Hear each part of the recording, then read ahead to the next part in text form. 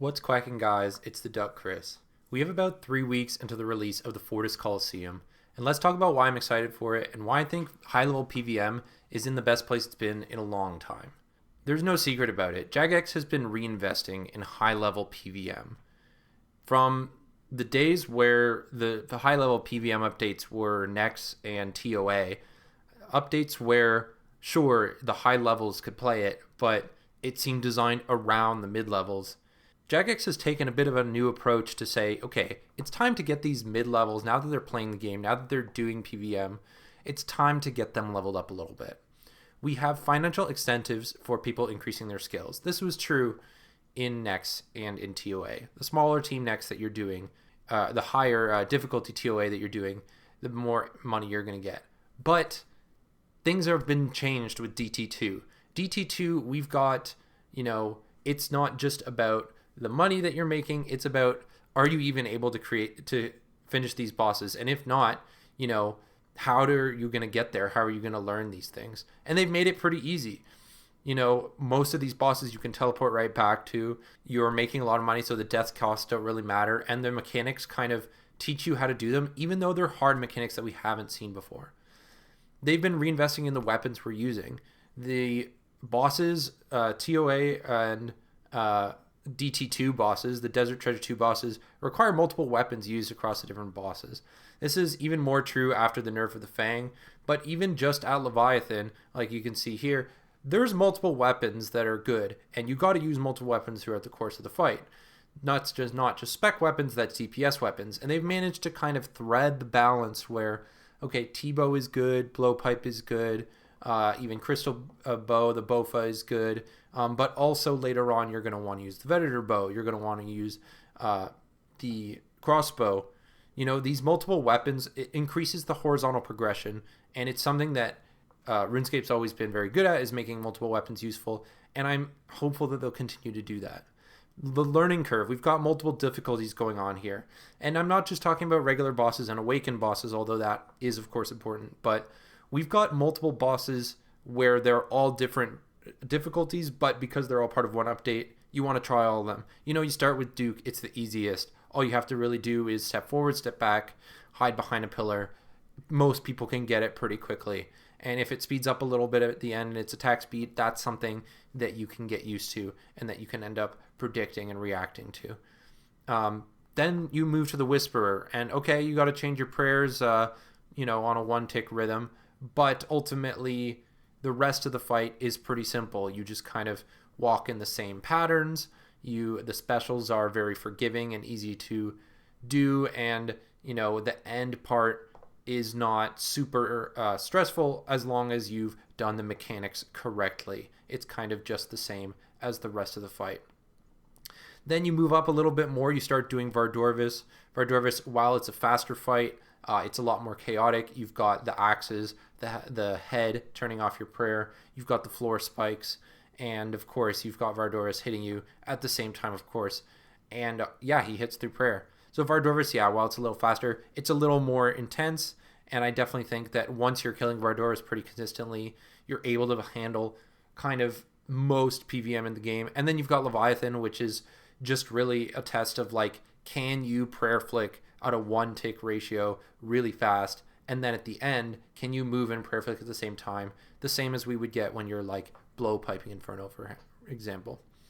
Now, we've also got the learning curve of Scurious and the low levels bringing it up to date. And this is something that, happened from TOA, and Scurious is just the latest update of we're trying to get the people who don't do PVM learning mechanics. And then once they've learned the mechanics, they can do quests with quest bosses that have mechanics. And then once you do that, you're moving into real PVM. And this road that's driving people into the PVM zone, it's getting more and more paved every day. It's paved with not just the road of people that have gone before them, but people that, have understood, okay, this is what people need in order to actually choose to do PVM. They need a straight road that's easy to follow, and they know where they're going at every step. And I think that's really the key. As long as people know that there is a way for them to learn and they can follow that and they'll get there, then they'll be happy to do it. So we've got an eye to the future for the people that, are learning this PVM. We've got a couple things that they didn't do because they were looking towards the future. We've got the prayers. They were scrapped. So they scrapped the ancient curses, and having tried them in leagues, I can tell you they were scrapped because it was pretty much a free DPS upgrade. Yeah, maybe you had to take a little damage in chip or, from off-style prayers and stuff, but ultimately, most of the time, you're just getting free DPS upgrades. And they scrapped them because they went, we don't need to do that. We trust players to increase their DPS through more attainable rewards that are more substantial and through increasing their player skill. And frankly, I think a lot of the bosses that are currently out don't need increased DPS. Ultimately, it's like you can do it with the DPS that's available now, and we don't need to make it easier just to make it easier. We have the Fang nerf. The Fang was nerfed because it was too good, and it made it so that you only really had to use one weapon at a lot of bosses. And that's not something we want. As I talked about before, the horizontal progression, the array of weapons being useful, that's something that Jagex really values in terms of keeping the economy good and making people have to choose between strategies where it's like, okay, if you choose to use multiple weapons because you know that that's more efficient, then that's something that you're willing to do. But it means you have to put in the effort to make those extra weapon switches and stuff. So ultimately, it's interesting to see as like something that they are reinvesting in, because I know some people obviously have said that they, probably new players would like the Fang, and they liked being able to just kill everything with that one weapon. But Jagex said, no, we want to keep the difficulty high. We want to encourage you to use multiple weapons. Similarly important, they came out with the speed tasks for Desert Treasure 2.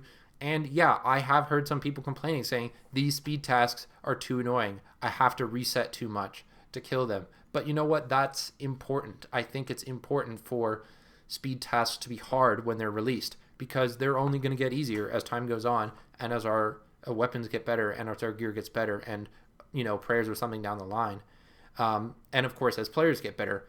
But that doesn't mean that it should be easier now. It should be hard now, and then as you are progressing in your skills, it gets easier. So for those people who wanted to have it done right away, they wanted to be like, okay, let's finish all of the DT2 combat achievements on day one. And they're like, this is so annoying, I have to reset. Well, you know what? Speed tests are not necessarily meant to be done in 1 hour. If they were, they'd be too easy, obviously. So as a Grandmaster task, I think it's interesting to make stuff that does take a bit of resetting, does take a bit of skill, and RNG, of course. And that'll only get easier over time. So for those Grandmaster people, maybe you have to suffer if you want to get your helmet back right away. But for the rest of us, it's just something we work to over time. Let's take a look at the new mechanics. So Jagex has been bringing in a bunch of new mechanics over the years from PVM, from TOA, from all the raids, and from DT2 there's no stranger to new mechanics. So for example, in TOA, we introduced variable weapon lag based on target. So this is like the skulls, for example. The skulls where if you're hitting the skulls with a melee weapon, it's a 1-tick weapon. And we saw that continue in other places. Like for Scurious the rats, it's a 1-tick hit if you're wielding the rat weapon and you're attacking the rats. So that's something we could see other places, depending on your target. It's not, it's not for everything. It's based on your target. It's based on your weapon. It's able to determine variable weapon lag based on particular conditions. And I think that's really cool because it opens the door for things where if you're using the right weapon or you're in the right situation, suddenly your weapon lag gets reduced and you can take advantage of that. And as you get better at the game, you anticipate those situations and you're able to hit a lot faster and more efficiently if you're doing it correctly. We have increasing projectile animation speed. So this is something that's at Leviathan, where not only have they increased the speed of the attacks, which is something that they've been doing as far back as Inferno. After the Enrage, he switches his attacks from 7-tick to 5-tick. But we have increasing projectile speed, and this matters because some of these attacks are prey on hit instead of prey on attack, meaning that if they're increasing speed, then you have to change the timing of your prayers for when it's going to hit, even though the timing of the actual attacks is still 1 tick per. So that's something that's very interesting. We haven't really seen changing projectile speed as something that they do on purpose. They did have it in TOB, where if you're far away, sometimes on P2, the like skulls or whatever they throw out will go slower, but mostly you're just dodging those anyway, so it doesn't really matter. So it's interesting to see when them really saying, well, oh, you're going to pray on hit. Oh, well, we'll change the timing of everything then. And you still have to keep up with that. We have on-screen click events that are not bound to ticks. So this is Vardorvis's like grapple strangle attack, where he puts the red splotches on your screen and you have to be like beep beep beep beep beep beep beep beep beep. That's interesting in that it's like not a tick action, it's just a click action on the screen, which is something that RuneScape doesn't have at all as far as I'm aware, and it could open the door to some very interesting things, like say like if they had designed BA after this, instead of making you right click the horn and call out, you could just click a button on your screen that's not tied to a tick and then it would call out. Basically, they're kind of escaping the bounds of the tick system. Finally, we have guaranteed max hits and other DPS boosts. So this is something that happened at TOA in a couple different ways. It even happened as far back as Fasani's Nightmare, where they gave you a guaranteed max hit of Crush on the particular NPCs, minions, and also the Sleepwalkers were guaranteed max hit. But now you have it on the core in TOA. You have it on the skulls, of course, because that's a 1, and so they always just give you a 1. You have it on the swarms in Kepri, and in terms of DPS increase, you also have it at Leviathan, where you have to follow the little orb around. I don't know what the orb's called, but it increases your DPS just by standing in that area. And that's interesting because that's something that we haven't seen totally in terms of like giving you burst DPS, but if you meet a specific criteria. And it's something that could be really cool in Colosseum. Like if the Colosseum says like when you're standing in the middle, yeah, let's just assume it's like Inferno. If you're standing in the middle of the Colosseum, then you're going to hit 50% harder. Then that's really interesting because like, okay, I could run behind a pillar, but I could also stay in the middle and, you know, do some burst DPS, which would be, you know, an efficient way to clear the waves for sure. And then alongside those new mechanics, we have new applications of old mechanics. So for example, we have the hide mechanics, which is as old as TOB. You know, at bloat, you want to hide in terms of escaping his line of sight, because when you're in his line of sight, you get flied. So you want to run behind the pillar while he runs around. But then we have that again for DT2 in new ways. We have it at Leviathan, where you have to create the boulders and then hide behind the boulders for the explosion. And we also have it at Duke, where you have to hide behind the pillar when he does his big eye attack. So yeah, it's an old mechanic, but it's used in new ways and new creative ways. Same, we have the classic running through moving obstacles, which is a thing as far back as Ulm. Whenever there's lightning, you can just run through it. But now we have that in new ways. We have it at Vardorvis, for example, the axes, where when the axe is coming at you, you can run diagonally through it. It's the same mechanic, but it's new because you have to do it slightly differently, and they've accounted for the fact that players know how to run through moving obstacles by making it a bit more difficult, by making it, you know, a 3x3, or I think might even be 4x4. No, it's 3x3, a 3x3 axe. So you have to run diagonally instead of just straight. And in TOA at Zabak, it's the same. They have waves that you would run through the same as lightning, except they know that you're going to do that. So they've added another wrinkle where instead of just running through, you have to run with the wave for a tick and then back through like that. So, you know, players figured it out. It does work. It's a new restriction in the way of it's an old mechanic, but you have to do it in a new way. We have force movement while damaging, meaning you can't just stand still in DPS. You have to move. And that's like a basic concept as far back as Raids 1, you know, where, or even Zilliana, if you want to call it that. just by the way of you dodging her attacks by running away. But we have it in a lot of new ways. Obviously, in terms of Olm, it's like you want to dodge acid, and you want to move out of fire, and you want to dodge crystals and that sort of thing. But Leviathan is kind of taking it to a new level where you have to move with the ball or the orb. It's kind of similar to Inferno, where you have to move with the shield. And so, yeah, they're making you move and damage at the same time. But maybe Inferno, like, they've got it kind of on a timer where you can stop and then hit. But Leviathan, like, you have to stay with that thing the entire time, and you cannot stop moving. And it's even worse in Awakened, because then they have the tornado, meaning you even more have to keep moving. So what does this mean for Coliseum? For Coliseum, I think that we can expect a bunch of different things. We can expect multiple weapons to be used. Absolutely. Because they're not going to come out with a brand new PVM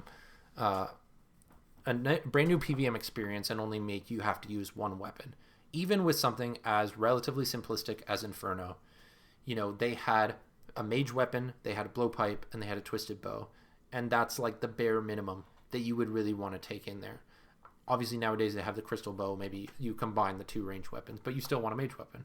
And then later on, like, the better you get at it, you also want chins. You also want maybe a third age bow or a crossbow. Maybe you want a scythe. Maybe you want a void waker or claws or something like that. There's events, or there's options. But we're going to have a lot of different weapons to play with, I think. I would be very surprised if you could do the entire thing with only one weapon. I won't count out new mechanics. As shown by the mechanics we just talked about, Jagex is not afraid to introduce new mechanics to the game and have those mechanics be something that RuneScape has never seen before. With the Vardorvis click event, for example. As long as it's unintrusive and it feels good in the fight, they're going to do it, and they're going to make you adjust. They have new applications of old mechanics, as we've said. They won't be afraid to take something that we know and place a restriction on it. For example, like red X, where if you go underneath new red X or something, like, they're going to teleport you away, or they know what we're doing. They know how we treat the existing mechanics, and they can reuse those mechanics while accounting for the ways that we do them. So they could apply existing mechanics like DPS boosts, allowing us to have burst DPS or other like increased DPS as our waves go on. Penalties like invocations, where maybe specs cost more, food doesn't work as well. Like, those invocations that already exist from TOA can be brought right over to be the post-wave penalties that we're going to get in Coliseum, because once you finish a wave, you have to choose the modifiers, and some will be good, like DPS boost, and some will be bad, like penalties, like invocations. And then finally, I won't be surprised if they reuse similar ideas of variable attack and variable weapon speed. So something that's increasing speed, something that's decreasing your speed, something that maybe increases your speed if you're doing it correctly. And those are ideas where it adds a lot of depth and player choice, and also forces you to adapt. So overall, I think Coliseum is going to be crazy. I think it's going to have so many new mechanics that don't even need to necessarily be new. Just new ways of thinking about the game and interacting with the game. And they're pulling out all the stops. They want this to be accessible to beginners, where they start with a couple waves, to high-level players, where they're going for their quiver and complete all the waves, and to the very top, where they're in endless mode, and once they get the quiver, they just keep going with harder and harder, let's call them invocations, to up their high score. So overall, Coliseum, it's 3 weeks away. I think it's going to be amazing, and I think Jagex has been paving the way for it to be one of the best PVM updates we've ever seen. If you like this stuff, if you like this video, leave a comment. Tell me what you think about Coliseum, and tell me what your favorite new mechanic or new version of an old mechanic is that you've seen recently. Feel free to subscribe and follow me on Twitter, And until next time, peace.